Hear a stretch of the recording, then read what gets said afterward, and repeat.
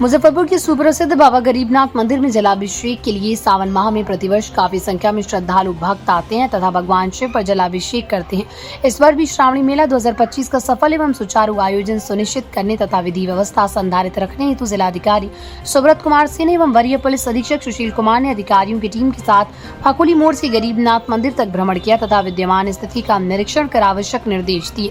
इस दौरान श्रद्धालुओं की सुरक्षा एवं सुविधा का विशेष ध्यान रखते हुए भीड़ प्रबंधन, यातायात व्यवस्था, सुरक्षा व्यवस्था, श्रद्धालुओं के लिए ठहराव, शौचालय, पेयजल, साफ सफाई, बिजली व्यवस्था, बैरिकेडिंग तथा दंडाधिकारी, पुलिस पदाधिकारी की प्रतिनियुक्ति आदि की स्थिति का जायजा लिया तथा संबंधित अधिकारियों को सभी कार्य ससमय पूरा करने का सख्त निर्देश दिया। श्रावणी मेला को लेकर के आप लोग सब लोग जानते हैं कि जिला प्रशासन की विस्तृत तैयारी रहती है। हम लोग जो आरडीएस कॉलेज है वहाँ स्विस कॉटेज लगाते हैं। जो हमारे श्रद्धालु आते हैं उनको किसी तरह की दिक्कत नहीं हो तो उनके आवासन की वहाँ व्यवस्था रहती है, शौचालय की, पेयजल की, स्नानागार की।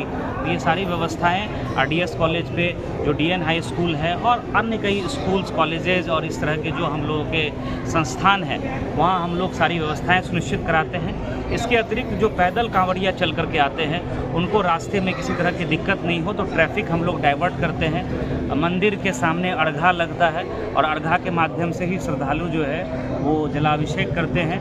तो वही व्यवस्था इस साल भी कंटिन्यू रहेगी। जो बिजली के तार लूज पड़े हुए हैं, बिजली के अभियंता यहाँ उपस्थित है। हम लोगों ने फकुली मोड़ से, जहाँ हमारे ज़िले की सीमा प्रारंभ होती है, वैशाली ज़िले के बाद जो है श्रद्धालु हमारे ज़िले में फकुली के बाद से इंटर करते हैं, तो वहाँ से जो ट्रैफिक डाइवर्सन से लेकर के सारी व्यवस्थाएं जो मंदिर तक जो होती है उसका हम लोगों ने निरीक्षण किया है।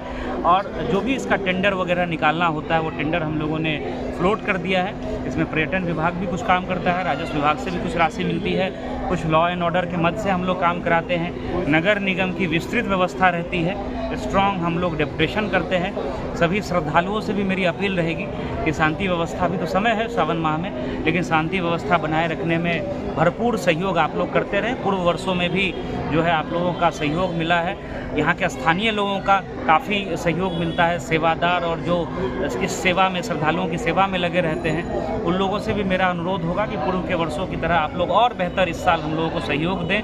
प्रशासन की जो डायरेक्शंस हैं उनका फॉलो करें और कहीं भी ऐसा कोई काम हम लोग सब लोग ना करें, सब लोग टीम की तरह काम करें कि श्रद्धालुओं को किसी तरह की दिक्कत हो। ऐसा काम कोई भी, जो भी सारे स्टेक होल्डर्स हैं, किसी तरह का काम ना करें।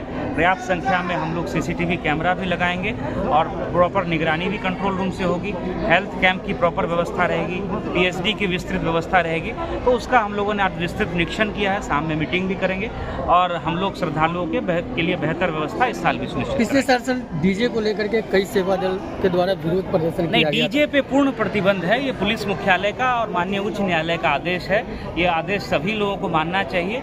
जो छोटे लाउड स्पीकर्स होते हैं, जो विधि व्यवस्था संधारण के लिए विभिन्न कैंपों का आवश्यक होता है, उसका परमिशन एसडीओ के यहाँ से मिलेगा। लेकिन जो तेज गति में डीजे बजता है उस पर बिल्कुल प्रतिबंध रहेगा। डीजे का संचालन किसी भी पर्व त्योहार में नहीं होना है।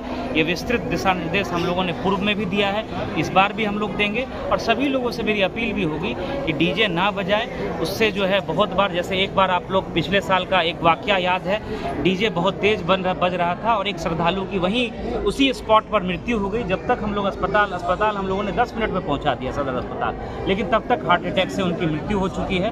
तो कई बुजुर्ग लोग, कई बीमार लोग और यंग लोग भी जो पिछले बार के श्रद्धालु थे, उनकी उम्र 40-45 साल से ज़्यादा नहीं रही होगी, लेकिन डीजे तेज बजने के कारण वहीं पर वो गिर गए और हार्ट अटैक से मृत्यु हो गई।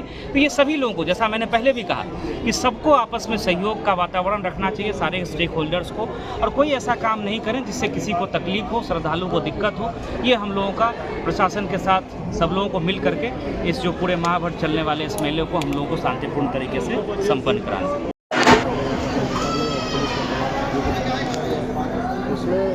जितने भी पॉइंट्स हैं जहाँ पे हम लोग को बैरिकेडिंग करने की आवश्यकता है, एक आवश्यक सूचना कंप्यूटर के जाते एक बच्चा मिला है जो अपना नाम विदाउट बता रहा है, उसको चिन्हित किया गया। वहाँ पे पुलिस फोर्स की व्यवस्था की गई। उसके अलावा जो बैरिकेडिंग जो रूट है उसको हम स्ट्रिक्टली फॉलो करेंगे। किसी रूट से जो श्रद्धालु है जाए और जो रूट का एग्जिट है उसी रूट से एग्जिट करें और पूरी तरीके से हम लोग भी लगातार इसके आगे और भी आगे रिव्यू करेंगे। जो भी कमियाँ होगी उसका ठीक है। होगा।